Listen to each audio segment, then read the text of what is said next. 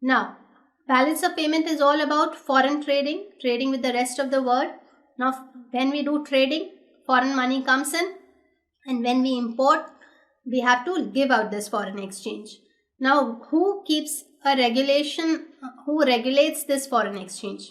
So, RBI regulates our foreign exchange reserve. RBI maintains our foreign exchange reserve.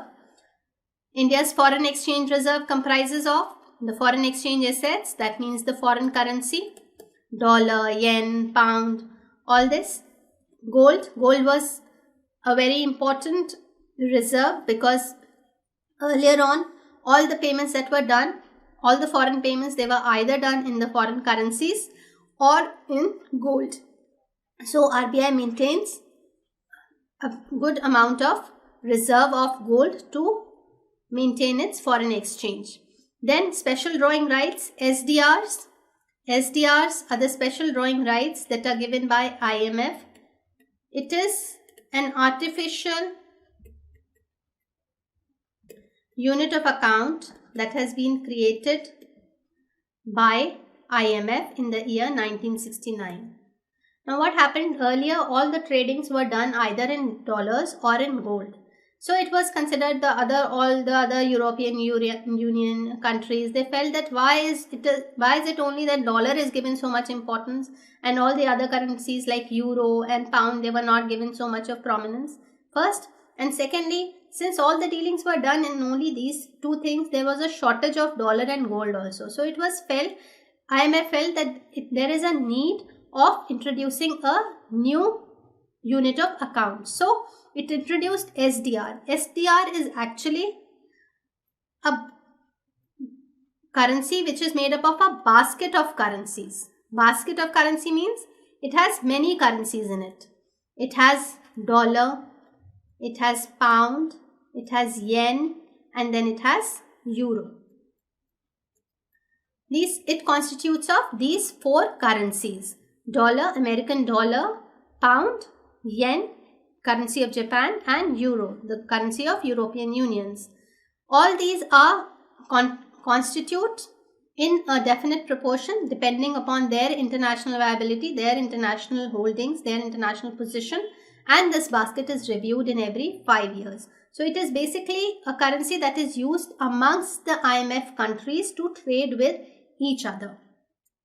So how does IMF work? IMF has funds and it allocates those funds amongst the countries on the basis of in the form of SDRs, and they use those funds to carry out their operations.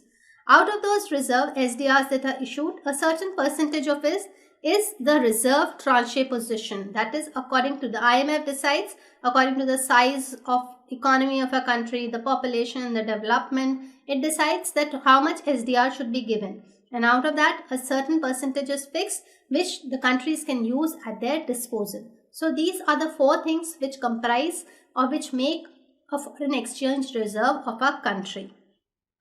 Now, how does it all operate? How does the RBI controls the foreign exchange rate? Now, if suppose $1 is of 65 rupees and the demand of dollar goes up. The demand of dollar goes up means now you have to spend 75 rupees to get $1. What has happened? Dollar has become costlier, or we can say that our currency has been devalued, or the value of our currency has come down. Earlier, we were spending 65 rupees to buy a good of worth of $1. Now we have to spend 75 rupees to buy a good of the worth of $1. $1 has remained same, but we have to spend more rupees. So our currency has been devalued.